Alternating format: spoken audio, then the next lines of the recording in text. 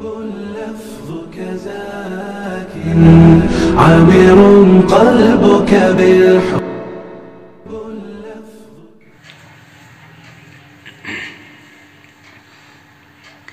الحمد لأهله والصلاة والسلام على أهلها أما بعد فأعوذ بالله من الشيطان الرجيم بسم الله الرحمن الرحيم لقد كان لكم في رسول الله أسوة حسنة صدق اللہ العظیم۔ معزز و مکرم ناظرین کرام، آج پھر ہم آپ کی خدمت میں حاضر ہوئے ہیں تحقیقات روایت کے سلسلے کو لے کر۔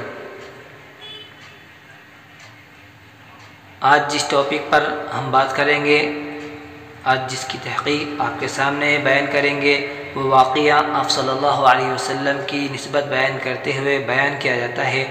واقعہ یوں اس طرح سے بیان کیا جاتا ہے کہ ایک مرتبہ مرض الوفات میں آپ صلی اللہ علیہ وسلم نے مرض الوفات کے وقت آپ صلی اللہ علیہ وسلم نے موت کی سختیوں کو دیکھتے ہوئے ملک الموت سے کہا کہ میری امت کو بھی اس طرح کی موت کی سختیاں برداشت کرنا ہوں گی، تکالیف برداشت کرنا ہوں گی۔ تو فرشتوں نے کہا ہاں۔ تو آقا صلی اللہ علیہ وسلم نے ان فرشتوں سے کہا کہ میری امت کی موت کی سختیاں مجھے دے دو اور ان کے لیے راحت پیدا کر دو۔ کیا اس طرح سے آپ صلی اللہ علیہ وسلم کی جانب اس واقعے کو منسوب کیا جاتا ہے؟ اس واقعے کو آپ صلی اللہ علیہ وسلم کی جانب منسوب کیا جاتا ہے، تو اس کی حقیقت کیا ہے؟ آج ہم اس ویڈیو کے ذریعے سے وہ جانیں گے۔ الجواب و بعون الوہاب۔ معزز ناظرین کرام، صحیح احادیث کے ذخیروں میں اس طرح کی کوئی روایت موجود نہیں ہے کہ جس میں آپ صلی اللہ علیہ وسلم نے ان الفاظ کے ساتھ ذکر کیا ہو، اور نہ ہی ضعیف احادیث میں اس کا کوئی ذکر ملتا ہے۔ ہاں، البتہ موت کی سختی کے لیے آپ صلی اللہ علیہ وسلم نے مرض الوفات میں جو الفاظ کہے تھے وہ یہ ہے۔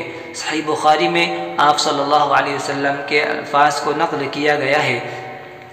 آپ صلی اللہ علیہ وسلم فرماتے ہیں لا الہ الا اللہ ان للموت سکرات، کہ صحیح حدیث میں جو روایت نقل کی گئی ہے وہ اس طرح سے ہے کہ آپ صلی اللہ علیہ وسلم نے مرض الوفات کے وقت اپنے قریب میں ایک پیالہ رکھا ہوا تھا، پانی کا ایک پیالہ رکھا ہوا تھا جس میں پانی تھا، اس میں آپ صلی اللہ علیہ وسلم اپنے دست مبارک کو ڈبوتے اور اس کے بعد فرماتے ان للموت سکرات۔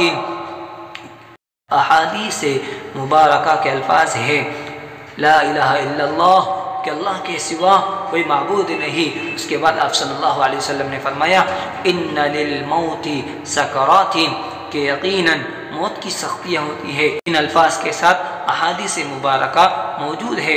ہاں، البتہ یہ بات جو اوپر بیان کی گئی ہے وہ کسی بھی صحیح احادیث میں اور ضعیف احادیث کے ذخائر میں یہ موجود نہیں ہے۔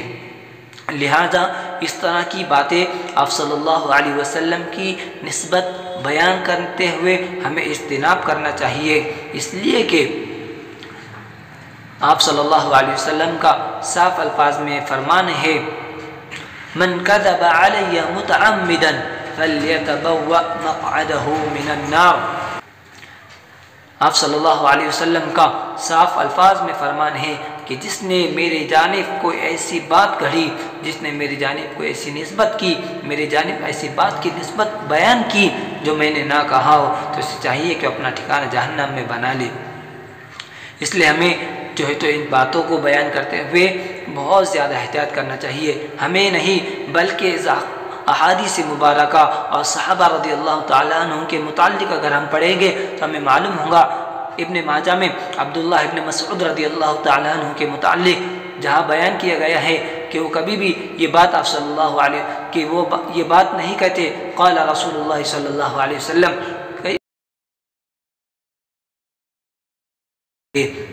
اس لیے کہ صحابہ رضی اللہ تعالیٰ عنہ کا یہ معمول تھا کہ وہ آپ صلی اللہ علیہ وسلم کی نسبت کسی بات کو بیان کرنا ہو تو اس کی بہت زیادہ تحقیق کرتے تھے، اس کی بہت زیادہ چھان بین کرتے، اس کے بعد آپ صلی اللہ علیہ وسلم کی طرف اس بات کو نسبت کرتے ہوئے بیان کرتے۔